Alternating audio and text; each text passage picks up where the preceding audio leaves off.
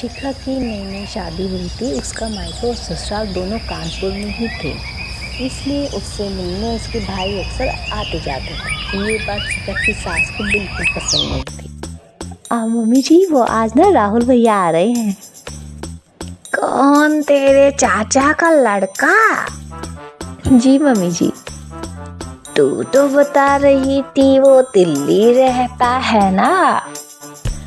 वो हाँ मम्मी जी, एक्चुअली ना वो भैया को ना सुबह दिल्ली जल्दी निकलना है, तो वो आज मुझसे मिलकर कल सुबह यहाँ से जल्दी निकल जाएंगे दिल्ली के लिए।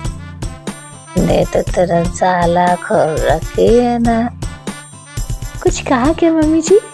हाँ, मैंने कहा हाँ, आने दे तेरे भाई को, जम कर खातेदारी करेंगे। अब तो कुछ करना ही पड़ेगा।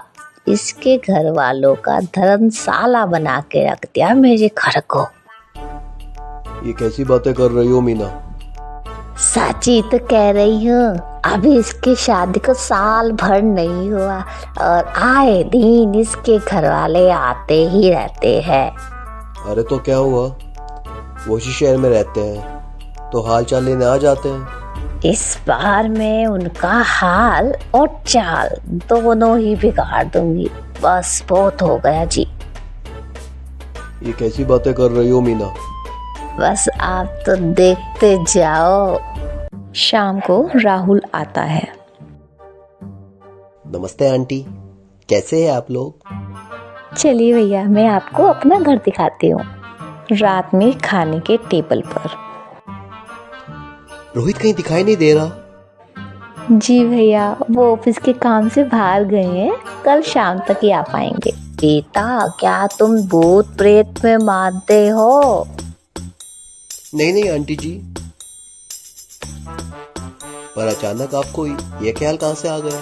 पता नहीं क्यों कभी कभी मुझे लगता है जैसे रात के समय में बैठक पर कोई घूमता फिरता है। ये आप क्या कह रही हैं मम्मी जी? हाँ, तुम लोग घबरा न जाओ, इसलिए मैंने आज तक इस बारे में कुछ नहीं कहा किसी को। ये आपका वहम होगा आंटी जी, ऐसा कुछ नहीं होता। चलो, अब मेरे सोने का टाइम हो गया, मैं चलती हूँ। शिखा बेटा, राहुल के सोने की व्यवस्था वहीं दीवान पर कर देना। जी पापा जी। अब चलिए भी।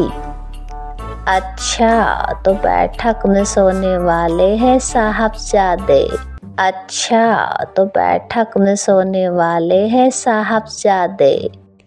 क्या बड़बड़ा रही हो?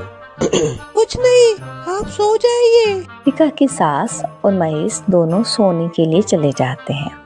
शिखा राहुल आपस में बात कर रहे होते हैं, तभी डोरबेल बजती है। अरे आप? सरप्राइज! काम जल्दी खत्म हो गया तो मैं आज ही चला आया। ये तो अच्छा किया आपने। देखिए, राहुल भी अभी आ रखे हैं, अब आप दोनों मिलकर बात कीजिए। कैसे हो राहुल? मैं ठीक हूँ भैया। शिखा, मैं भी आज यहीं सो जाता हूँ, राहुल भैया से बातचीत भी हो जाएगी। जी। कुछ देर बाद मीना कंबल ओढ़े डंडा लेकर मेहमानों वाले कमरे में पहुंच जाती है और देखती है दीवान पर चादर ओढ़े कोई लेटा हुआ है। देखो तो कैसे मजे से सो रहा है बहन के ससुराल में। मीना ताबड़तोड़ 4-5 डंडे मार देती है। अरे मर गया, बचाओ, कौन है? मीना जल्दी से अपने कमरे में भाग जाती है। भगवान, ये मैंने क्या कर दिया? ये रोहित कहाँ से आ गया? लगता है ये राहुल मेहमानों वाले कमरे में सो गया होगा। अभी इसकी खैर लेती हूँ। अरे क्या हुआ रोहित? मैं बाथरूम में था, तुम्हारे चिल्लाने की आवाज सुनी। पता नहीं भैया, मैं सो रहा था, अचानक से कोई आकर मुझे डंडे मारने लगा।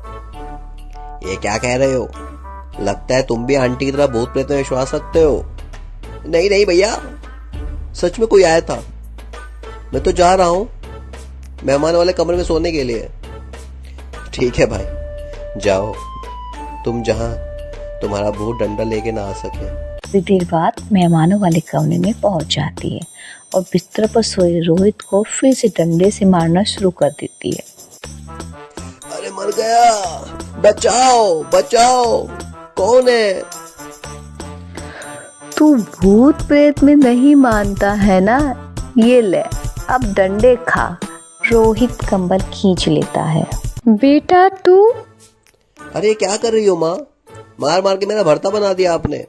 माफ कर दे मेरे लाल, मैंने तो तुझे मार मार के लाल ही कर दिया। मैं तो उस राहुल के बच्चे को सिखाना चाहती थी सबक। राहुल भैया को?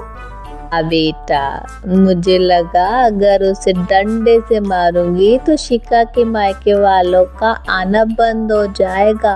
हे भगवान माँ, ये घर शिखा का भी है, उसके घर वाले जब चाहे आ सकते हैं। तू ठीक कहता है बेटा, मुझे भी भगवान का इशारा समझ आ गया। मैं कितनी गलत करने चली थी और अपने ही बेटे को चोट पहुंचा दी मैंने। अब चुपचाप जाके सो जाओ माँ, और किसी को कुछ बताने की जरूरत भी नहीं है।